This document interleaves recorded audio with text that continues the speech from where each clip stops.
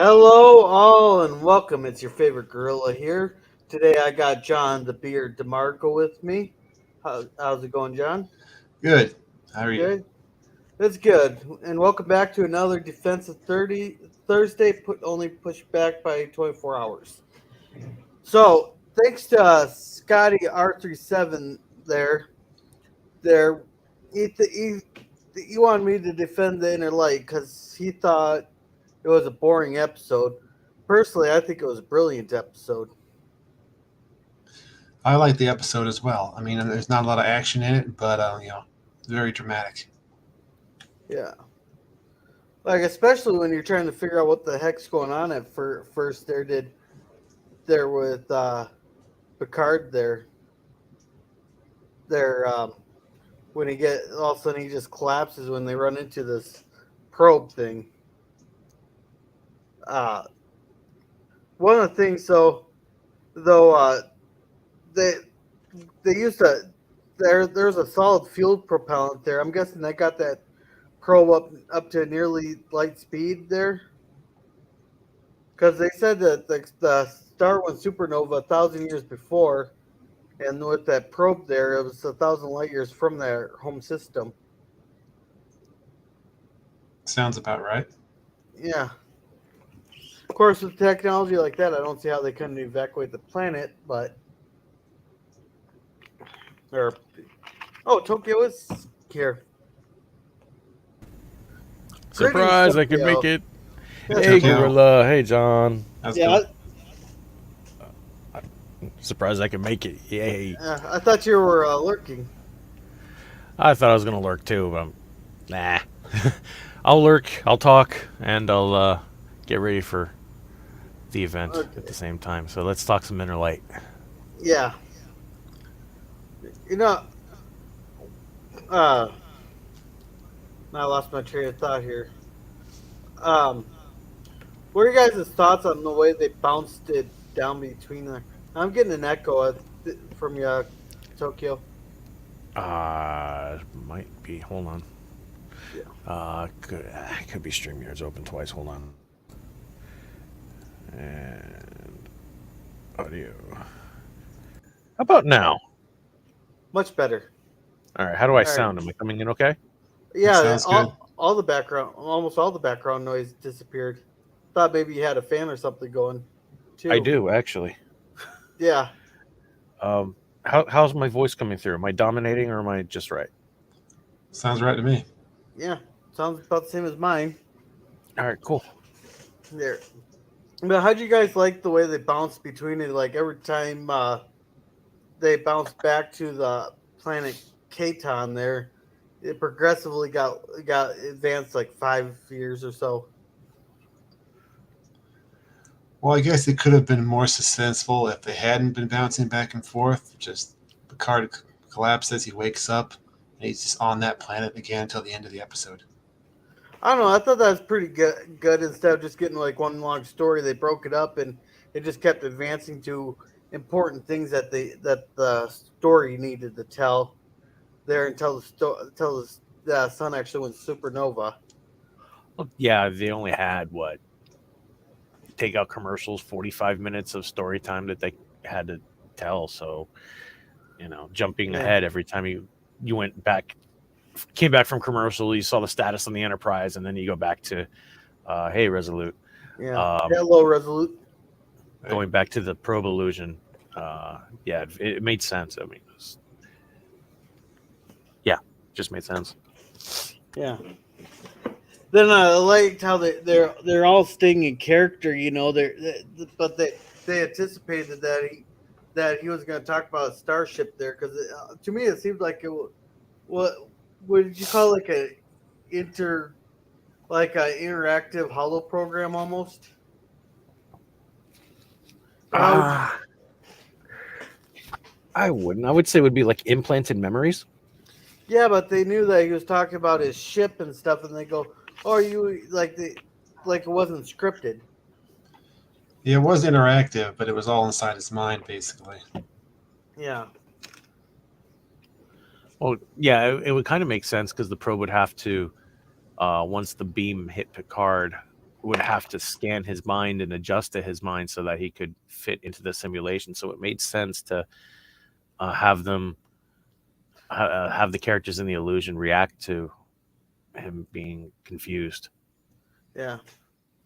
And there's one thing that got pointed out to me by the guy named Lore Runner there. You know that flute that he's constantly playing during this episode here?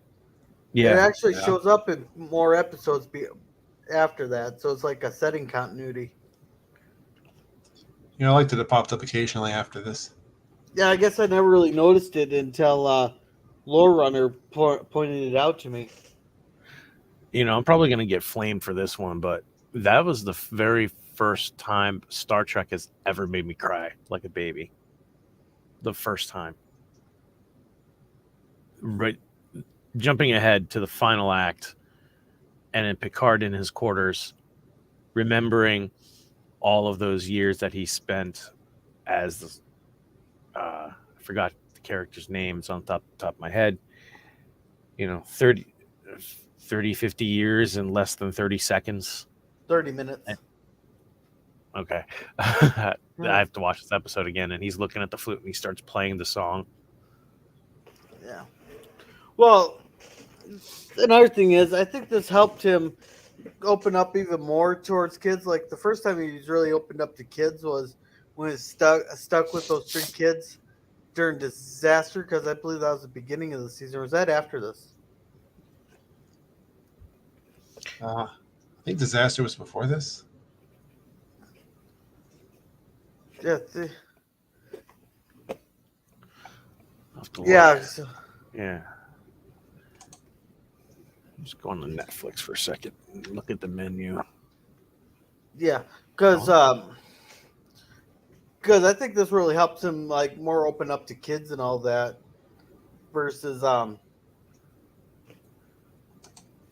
because in the first couple seasons he was always, why did they give me a ship with families and kids on it? He even asked Riker to keep him away from the kids and stuff. I think Netflix is down. Oh, really? Yeah, I can't log in. It gave me an error 404, and then I refreshed the page. There we go. Yeah, Netflix is not working. Oh, really? Turn that off. Anyway, I went and checked Disasters at the beginning of the season and Inner Lights at the end of the season.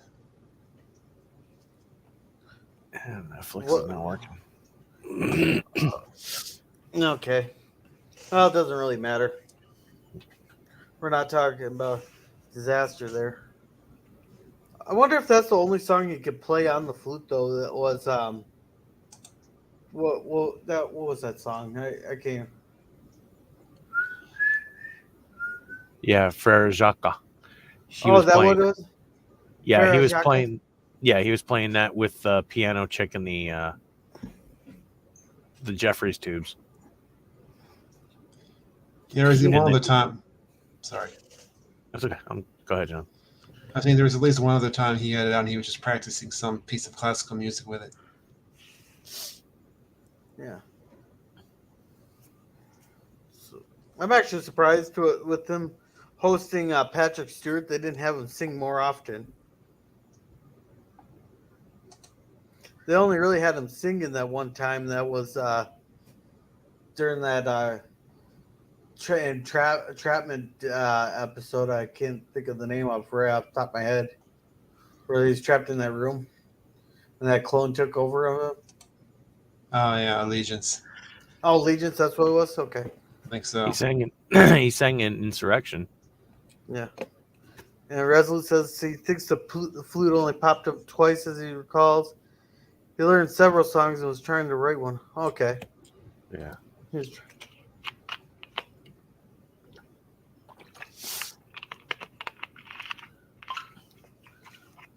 Well, what it's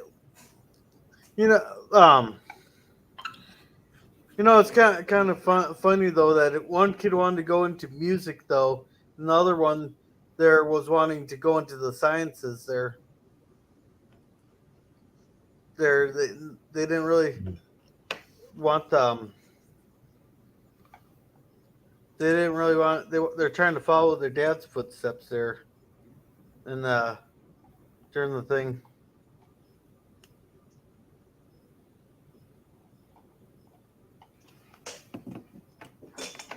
What else do you guys like about the episode? Well, Patrick Stewart's acting in the episode was very well done. Oh yeah. You know, I kind of let. Oh, sorry. Go ahead. No. I'm sorry. Go ahead. My timing was off. What I was gonna say is, it's kind of funny that I think that's exactly how the government would react. They knew 2 years ago ahead of time that that the sun was gonna go supernova, but they weren't gonna tell anybody because they're afraid it's gonna cause a panic and all that. When if they would have told the people, they could probably come up with a better plan than just sending a probe into space. I really like how tight knit the story is. It's not. This was one of the best things about classic Star Trek, and now we're saying classic and talking about TNG shows our age. They knew how to keep everything contained and not so widespread. Like you could feel the overall global impact of this supernova event by just the 5 or 6 characters, and they were so well done, it was so well acted that during that whole episode you could feel it. And there's no B plot. Exactly. Well, the B plot was the couple of cutscenes back on the Enterprise where Beverly's scanning Jean-Luc on the ground there. Yeah, but and they had that little thing with cutting off the beam. Yeah, but that was still part closely knit to what, because that affected the A plot severely when they tried cutting the beam. Yeah, the plot integration between the A and the B, where the B was minuscule, but it was there. We got to save Picard. We got to get him off this beam because it's changing his brain, and they nearly killed him putting the shields up or something like that. But because it was linked, it was brilliantly linked, even though there were small scenes. You don't get that writing anymore. It depends on the show. I mean, maybe it's because there's a lot of there's a lot of shows that you probably don't get that tight knit of a story even in the 80s. True. But at the time, though, TNG was the best thing on the air. At the time. I don't know. For everybody's most favorite beloved show, I'm awfully defending an awful lot of episodes. We're also looking back on it like 30 some odd years later, 40 some odd years later, depending on, and going, oh, this show really sucked back then. Yeah, it was a supernova, wasn't it, John? Yeah, I believe so. It was a supernova. I think you're thinking. Sorry, go ahead. Because I swear the sun was going. Are you sure you're not thinking of a different episode there, Germ?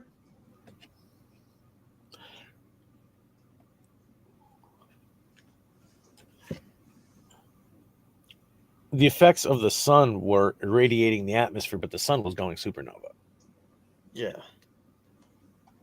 They were going to die way before that star exploded. Yeah. Like before our sun dies there, it's going to engulf the Earth. Up to Jupiter, I think. No, not that far out. I think it'll reach out. I think it's supposed to reach out to somewhere between Mars and Earth. There's as far out there, and I believe the asteroid belt's beyond Mars, ain't it?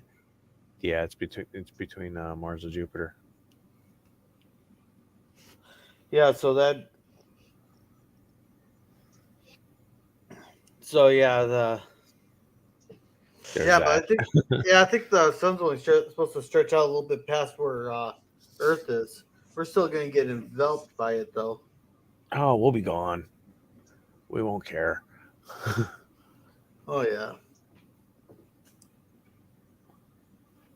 Yeah, but that's still that's not for another 5 million years, If that. if that. I was thinking it was gonna be longer. No, well, it's supposed to turn. That's when it's supposed to envelop our planet. I think the sun has another 10 million years. Mm.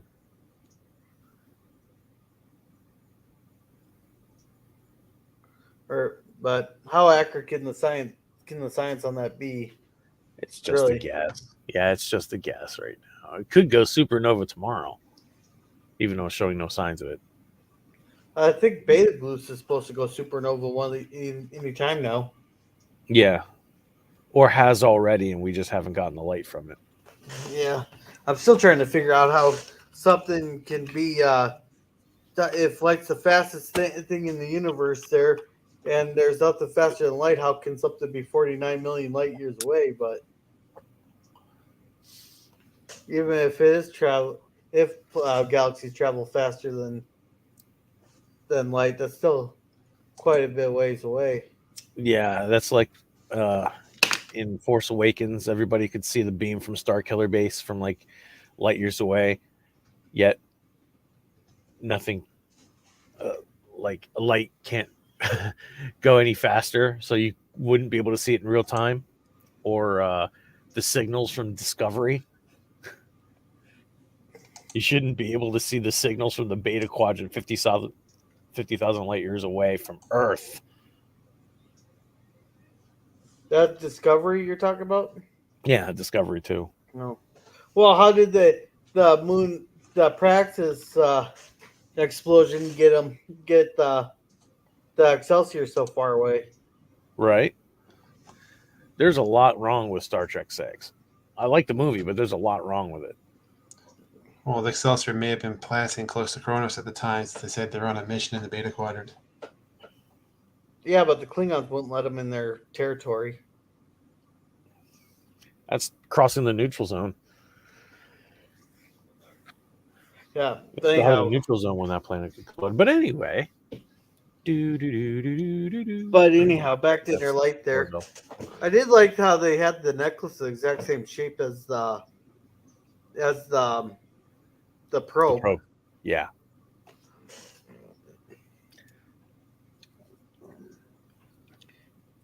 Something you don't much of these days either is consistent writing. Yeah. You know, it's kind of funny there. They're talking about now he's just trolling us. Jim's trolling us now. But saying 6 is inferior to Star Trek 5. Star Trek 5 was Kirk's wet dream, so 5 isn't canon. Yeah, but it's kind of funny how they're talking about water reclamation there by taking water out of the atmosphere and converting it into actual water, like usable drinking water for water planting the crops. We actually have that technology now. A guy in Flint actually designed a system to where it does suck water out of the atmosphere, turns it into drinking water. He's doing he could do up to 50,000 gallons a day in that. That's so the people, he had 2 units, but someone's been sabotaging it. Hashtag make it rain. I'm sorry, I just completely stole the show from John. Yeah, it's fine. Yeah. And welcome there, Thomas. For on that sham trial.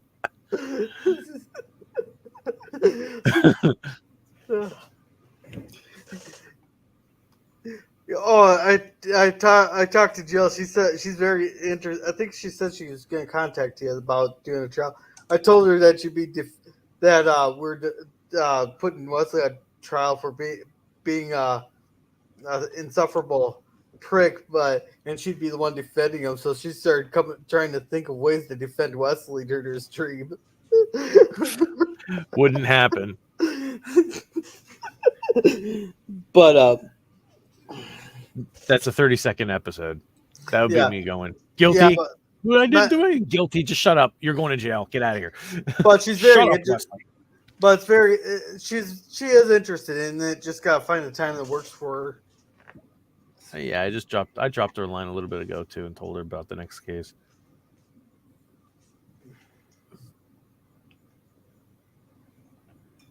We follow each other on Twitter. Oh, now you do. Yeah. Apparently, she didn't follow you before. Yeah, because I got the message. Follow it back. Yeah. Follow it back. All right.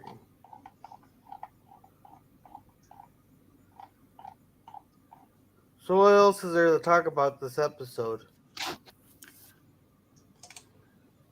Well, the music for this episode was really nice.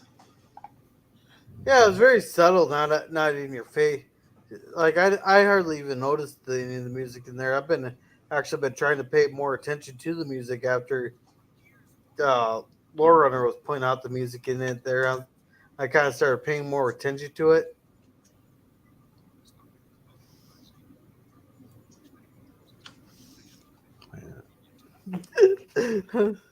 I think this is directed at you, Tokyo.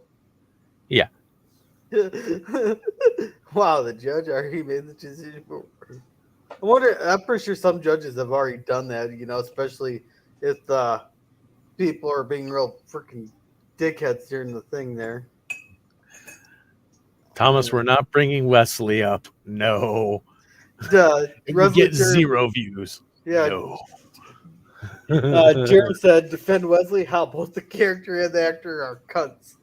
Yep. And YouTube, I identify as Australian, so I can say that. I don't get how people love this episode. I thought it was just okay. Well, I thought the writing on it was brilliant, and I thought it was well paced too. It wasn't too fast and not too slow. It was just right. It wasn't the typical fly starships at Warp 9 episode. It was literally one of those we're going nowhere, let's knock out the captain and have an adventure in his head episode. A character piece. Yeah.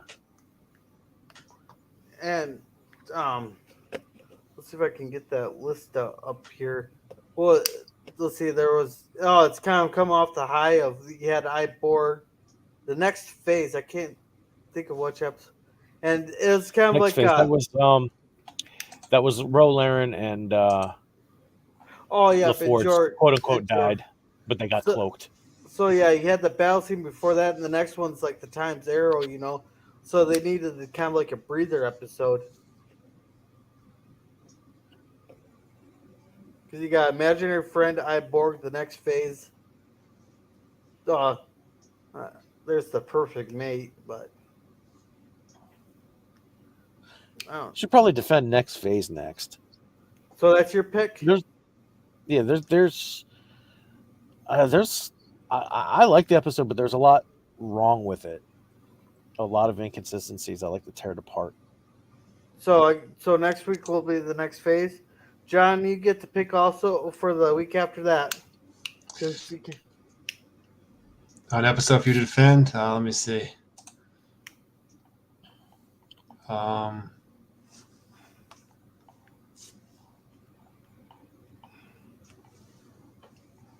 Trying to think of a good Luxana Troy episode for you to defend.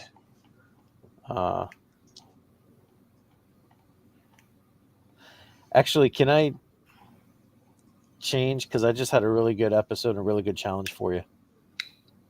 Yeah. The season 2 finale of Discovery. That's serialized. That's a serialized episode. I don't do serialized. Oh, really? Because I don't want to watch the whole season just to defend that one episode. Have you done Manhunt? No, I have not. That's is that our TNG? Yep, TNG season 2. The Manhunt. Luxana Troy arrives on the Enterprise intent on finding a husband. Oh, that one. Okay. Okay. Oh, is that the one where the 60-year-old was going to commit suicide? No, that's a different one. This is the one where she goes on the holodeck and she thinks it's a real person.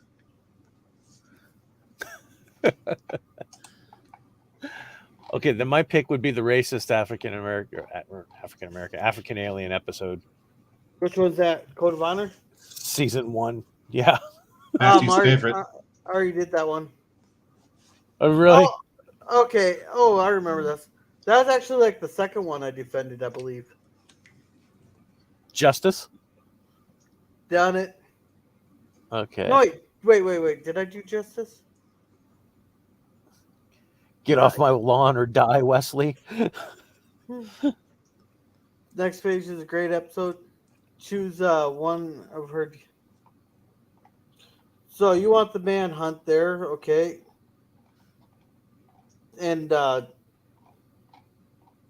pretty sure I did Justice. I think that was a Resolute Germs pick, if I remember right.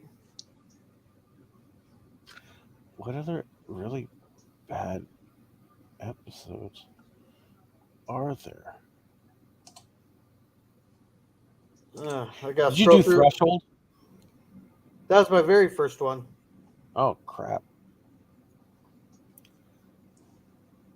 How about the Strange New Worlds episode with the fairy tale thing?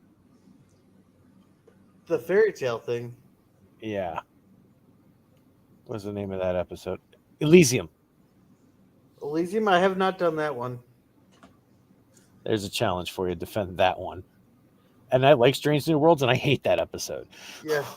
Okay. Oh, you'd like the title that I'd have for my Code of Honor one. It's a Gorilla Suicides his channel defending Code of Honor.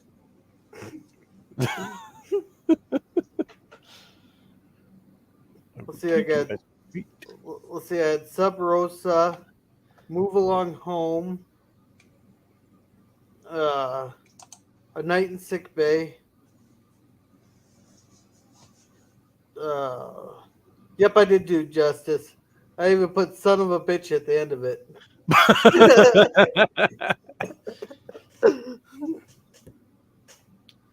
off the grass, Wesley. You're going to die. Okay, so John's pick is the man. I better write this down here before I forget. Just give me a second. Yeah, John Elysium pissed me off. They even say, "Oh, look, it's written by Benny Russell." Like that's supposed to make a bad episode even better. I didn't even notice that. Yeah. The book is written by Benny Russell. Yeah, can you guys still hear me? Yep. Okay, Yes. I didn't break them.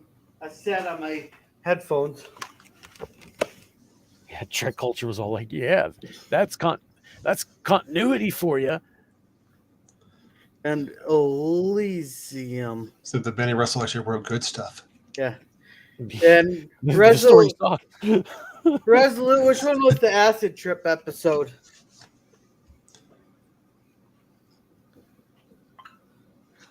So I'm not sure which one you're referring to in that. And Thomas, since you're here, do you want to pick week 3?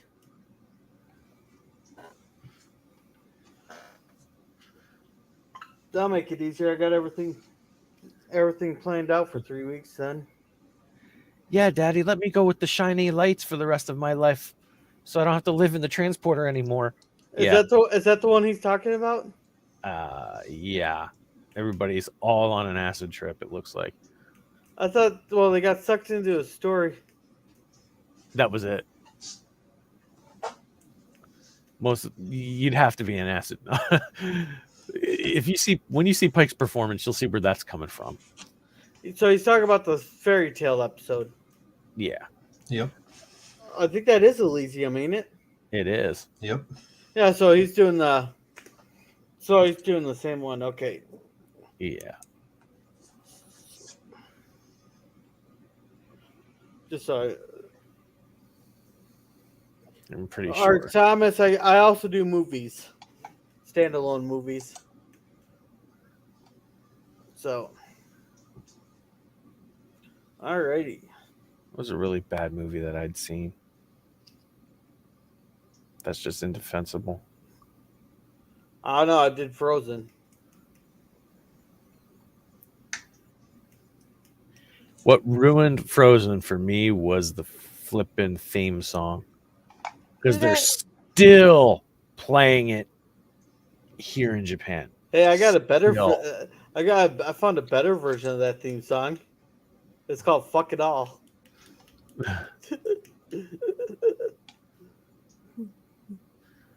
No, Really bad movie that I saw. I don't know. I was trying to make the Salty Nerds podcast really suffer by see if I could talk them into watching the the what it was called, The Erotic Misadventures of the Invisible Man. God, that movie sucked. You could always do a Neil Breen movie. I don't know. I think Neil Breen's movies would make sense if you took some acid right before you watched them. Yeah. Like Monty Python, those movies are hilarious if you take a couple tokes before you watch it.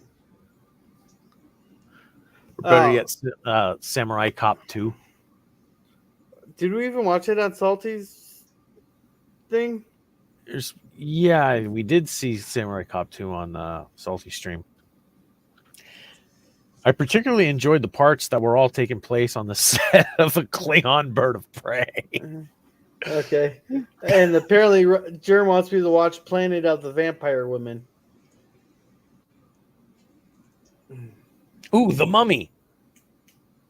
The Tom Cruise version. That sucked. That was Alex Kurtzman. Written and directed by. Was it? Yeah. No wonder it was terrible.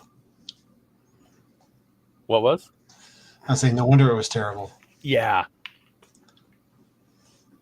It was downright awful. I fast forwarded through most of that movie because I wanted to see all the scenes with Sophia Boutella as the mummy. But she was the best part of that film. Oh, I gotta defend Matthew. You know that. Hey, as long as I can get Matthew to come up on the stream so I can defend him to his face, well, as close to his face as I can. You can talk him to his webcam. Yeah, if you can talk Matthew to coming on here, I'll defend Matthew.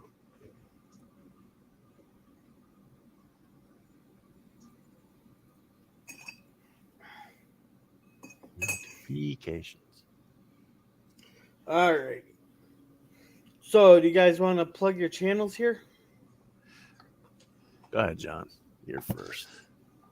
I appreciate it. Having our usual Jeopardy tomorrow at Saturday at 9 p.m. Eastern with our board designed by Professor Brandy Specs. So if you'd like to test your Star Trek trivia knowledge of some other nerds, please check it out.